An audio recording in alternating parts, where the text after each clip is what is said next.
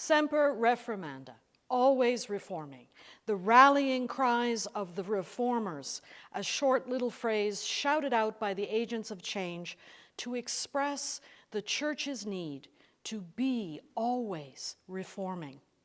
Now, to reform is by definition to make changes. I don't know about you, but I'm not sure how many more changes I can bear. Since March of 2020, we have all endured 20 long months of change. Talk about a reformation. Churches all over the planet closed the doors to their sanctuaries. Trapped in the relative safety of our homes, we found ourselves gathering not in sanctuaries, but in the ever-changing platforms of the internet. Liturgies and sermons were changed and adapted in ways we could never have imagined or entertained as we scrambled to find ways to worship together, even as we were being kept apart.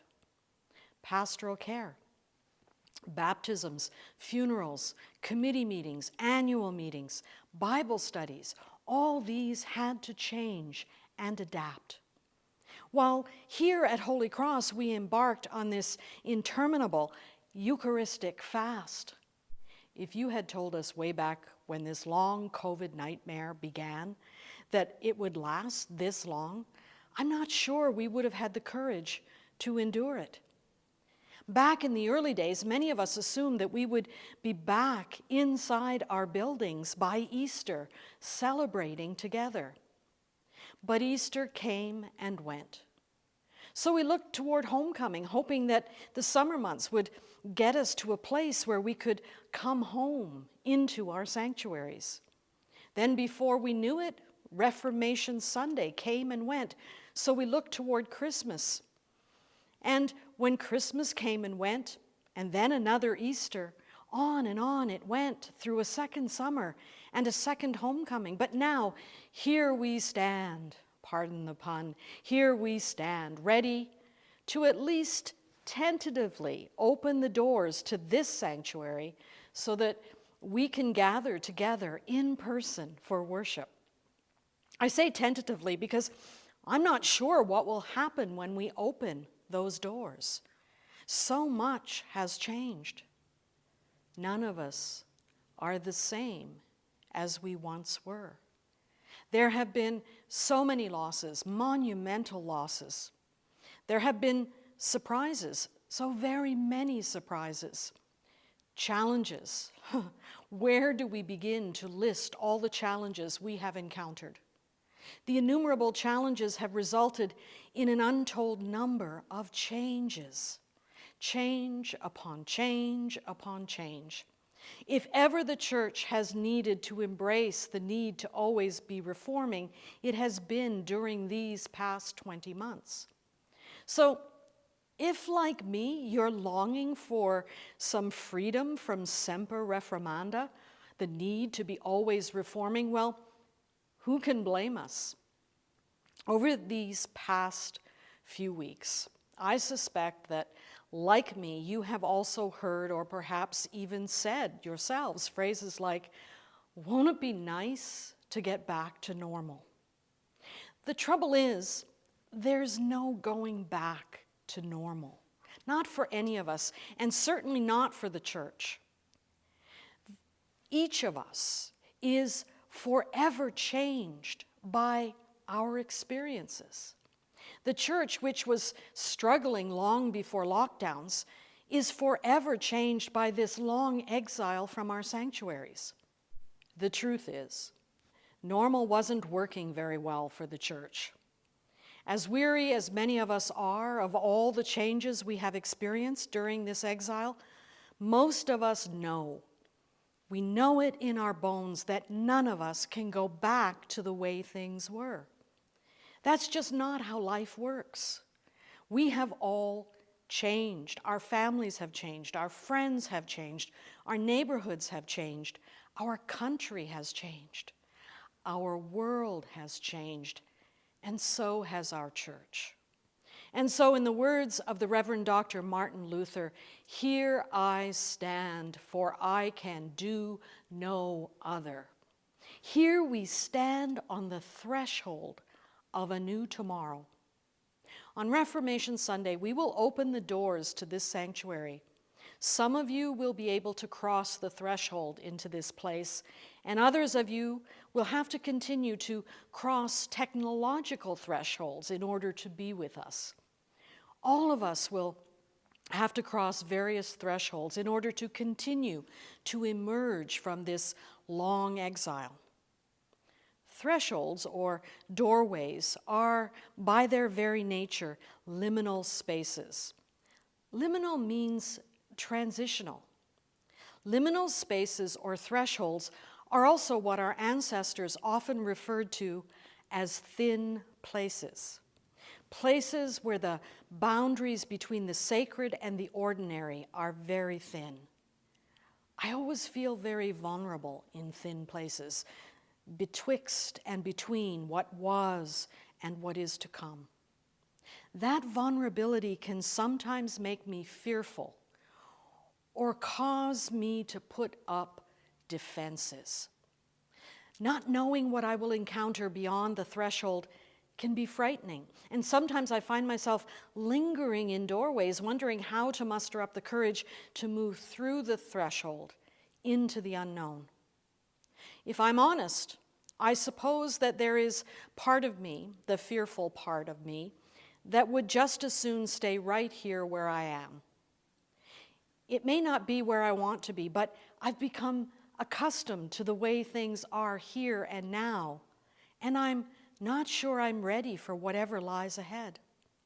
So here I stand in this empty sanctuary, doing what I've learned to do during our exile, not knowing what comes next, full of anticipation and trepidation, as the words of our ancestors echo down through the centuries, "Semper reformanda." From within this threshold, this thin place, my skin is not as tough or as thick as it has needed to be during these long months. I feel the excitement beginning to penetrate my defenses, and my fear is beginning to be replaced by my longing to move through this doorway into whatever the future holds. But before I can move ahead, the words of the gospel, which has been proclaimed on Reformation Sundays for generations, penetrate this thin place as I anticipate the transformation of this ordinary room into a sacred sanctuary. From the anonymous gospel storyteller we call John, we hear that Jesus said to the people who had believed in him, "If you continue in my word, you are truly my disciples, and you will know the truth, and the truth will make you free." Free. Who among us doesn't long to be free? Free to gather, free to hope, free to laugh and sing and rejoice, free to dream, free to grieve together, free to comfort one another, free to hope, free to be all that we are created to be. I know. Here I stand in a threshold that is wider than I would like, a threshold which will take longer to pass through than I would like. But here I stand, longing for the freedom to be all that I am created to be. I don't yet know what lies beyond this threshold. None of us know what we are about to become. Sure, we know something about the restrictions which lie on the other side of this doorway. COVID hasn't gone away, and we will have to take care of one another. Some of us aren't going to cross this threshold with us.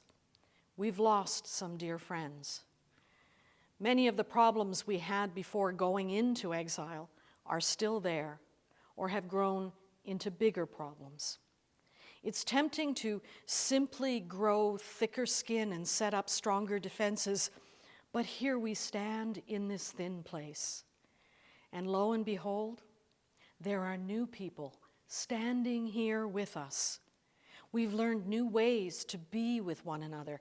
We've extended the size of our sanctuary beyond these walls to include room for people who are just beginning to get to know us and whom we are just beginning to get to know. There are new opportunities for us to explore as we begin to unpack the blessings which flowed like manna in the wilderness of our exile. All those smiling faces on screens who ventured into newly created space on internet platforms, you too are here on this threshold. You are like sacred manna sustaining us, even as we have been manna sustaining you. So here we stand together in this thin place, this liminal space, this threshold, to quote the good Dr. Luther, for we can do no other. Here we stand in the doorway into a new way of being together, semper reformanda, always reforming. There's a sacred freedom in all this change, a freedom for us to linger as we both remember with more than a tinge of nostalgia the way things were, together with the freedom to hope and dream for what we will become as we change and grow together. So let our celebration of Reformation be just that, a celebration. Let us take the time we need to recall what was, to see what is, and to dream of what might be. Let the truth of where we have been, the truth of what is, and the truth of what lies ahead set us free to be all that we are created to be. Our lives together are a gift, and love is the point of our lives together. Let these truths set us free to be all that we are created to be. Let truth free us to be love in the world, the whole world, all the various worlds in which we live and move and have our being, whether those worlds are here in this place or over the various media through which we are able to connect with one another. Let us embrace our freedom to be love, love which is beyond the beyond and beyond that also.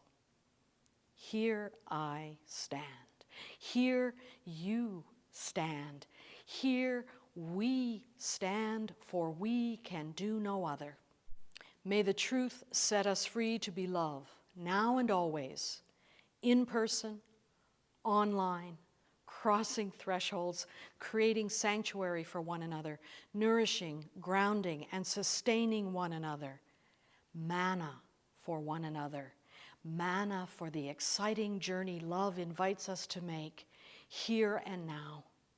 Semper reformanda, always reforming.